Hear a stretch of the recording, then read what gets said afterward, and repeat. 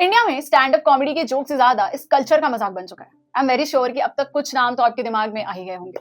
प्रणीत मोरे, मधुर बिल्ली और कुछ ऐसे लोग हैं, वो इस तरीके से आजकल मार्केट में गिर रहे हैं जैसे कि स्टॉक मार्केट है। Okay, I agree that was a bad joke. I mean, comedy is not everyone's cup of T. और वैसे भी आजकल के कॉमेडियंस जिस तरीके से कुछ भी बोल देने के बाद उसको कॉमेडी और आर्ट का नाम देते हैं, उन्हें देखकर तो यही लगता है कि आप कॉमेडी रहने ही दो। और फिर ये कह देते हैं कि यार सिर्फ एक जोक ही तो था। क्या सिर्फ एक जोक ही था? Is it actually a joke? Hi, you are watching News Point and I am Ankita. Every joke is a tiny revolution. George Orwell ने अपनी ऐसे में इस बात को कहा, and he meant it in a way कि ह्यूमर सिर्फ और सिर्फ ह्यूमर नहीं होता है. It can be a tool of rebellion, questioning and revolution. तो कहने का मतलब ये है कि एक जोक सिर्फ जोक नहीं रहता, इसके बहुत सारे मायने निकल सकते हैं. So when an artist gets a platform, they must use it very carefully. प्रणीत मोरे के स्टैंड अप शो में जो हुआ, it was not art in any form. To allow somebody to joke on something that is so low says a lot about the comedian. 370 रुपए की बिरयानी से लेकर उस इंसान को जॉब से निकालना, it is everywhere. किसी ने शो में कुछ बुरा एक जोक क्रैक किया and everyone laughed. फिर कंट्रोवर्सी हुई, अब किसी की जॉब चली गई, किसी ने इंस्टाग्राम पे माफी मांग ली, बात यही खत्म हो जाती. पर क्या बात को सिर्फ यही खत्म हो जाना चाहिए? क्या सिर्फ इतनी ही रिस्पॉन्सिबिलिटी है? ये तो एक केस हुआ. प्रणीत जैसे एक और कॉमेडियन की एक बहुत ही वायरल वीडियो जो है आजकल इंस्टाग्राम पे काफी ट्रेंड कर रही है, मधुर बिल्ली. डार्क ह्यूमर के नाम पर वो इस लेवल तक उतर गए हैं कि उन्हें समझ नहीं आ रहा है कि वो जोक कितना डिसटेस्टफुल और इनसेंसिटिव था. क्लिप्स में इतनी बुरी बातें की गई है कि हम बता नहीं सकते, but please go and find it. Also it is not the first time this guy has done something like this. और सबसे बड़ी बात ये है कि इतने इनसेंसिटिव रिमार्क्स के बाद ये अपने सोशल्स पे जाते हैं, एक माफीनामा जारी करते हैं और दुनिया आगे बढ़ जाती है. हर्ष गुजराल भी कुछ एक ऐसे ही कॉमेडियन है, काफी लेजेंड है. इनके जोक्स को आप सुनेंगे तो आपको पैट्रियार्की, मिसोजिनी सब बहुत कुछ साफ दिखेगा. ये कॉमेडियन कम एक इनसिक्योर कॉमेडियन ज्यादा नजर आते हैं. आर्ट और ह्यूमर कहीं नजर नहीं आता. वैसे see, art has all the freedom to question anyone and everyone. और ऐसा नहीं है कि इंडिया में स्टैंड अप कॉमेडियंस नहीं है जिनको फ्रीडम नहीं है या जिनकी कोई कंट्रोवर्सी नहीं होती. कुणाल कामरा, वीर दास, वरुण ग्रोवर, कुछ ऐसे कॉमेडियंस हैं जिनकी बातों से शायद आप अग्री नहीं करोगे, पर ह्यूमर का सही इस्तेमाल वो करना जानते हैं. और मधुर बिरली जैसे लोग भी हैं जिनके ह्यूमर का तो क्या ही कहा जाए.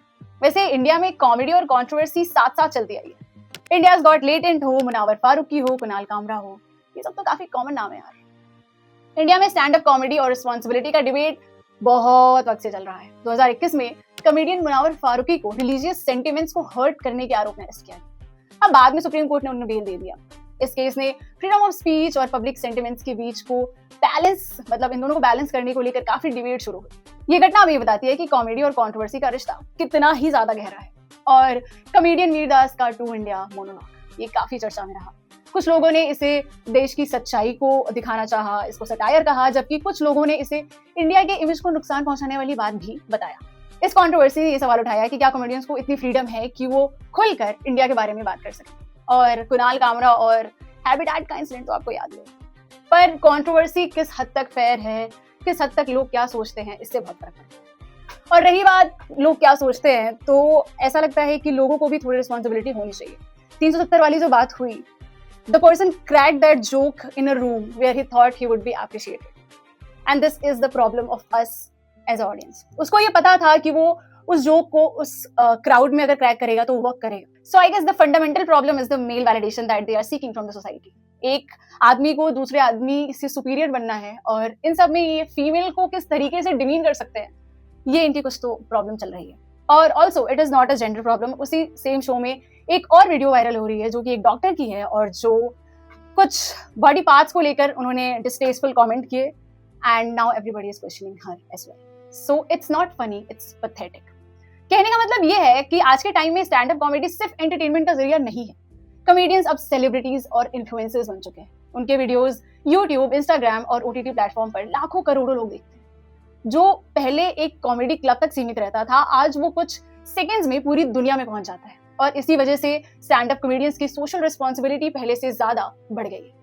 स्टैंड अप कॉमेडी का काम सिर्फ लोगों को हंसाना नहीं होता है. कई बार कॉमेडियंस सोसाइटी का आईना दिखाते हैं. कॉमेडी हमें सोचने पर मजबूर करती है और कई बार उन बातों को सामने ले आती है जिन पर लोग खुलकर बात नहीं कर पाते. लेकिन फ्रीडम ऑफ स्पीच के साथ साथ एक रिस्पॉन्सिबिलिटी भी आती है. कॉमेडी की दुनिया में एक टर्म बहुत फेमस है, punch up and punch down. Punch up का मतलब होता है पावर और अथॉरिटी को चैलेंज करना, जैसे पॉलिटिशियंस या सिस्टम पर कैसे सटायर कर सकते हो, आप क्वेश्चन कर सकते हो, जबकि पंच डाउन का मतलब होता है कमजोर या मार्जिनलाइज ग्रुप्स के साथ मजाक करना। कई एक्सपर्ट्स मानते हैं कि अच्छी कॉमेडी वो होती है जो पावर को चैलेंज करे, ना कि कमजोर लोगों को टारगेट करे। So when people say that every joke is a tiny revolution, one must ensure that that joke is what the revolution. So that's it. I think people should be more careful about the words, and especially the people who are getting a platform, they should be more careful about what they are saying, because वो जब भी एक joke crack करते हैं, it goes out to the world. So it is their responsibility, and we bring videos to you like that. For more such videos, follow and download Newspoint. We are also on X and Instagram.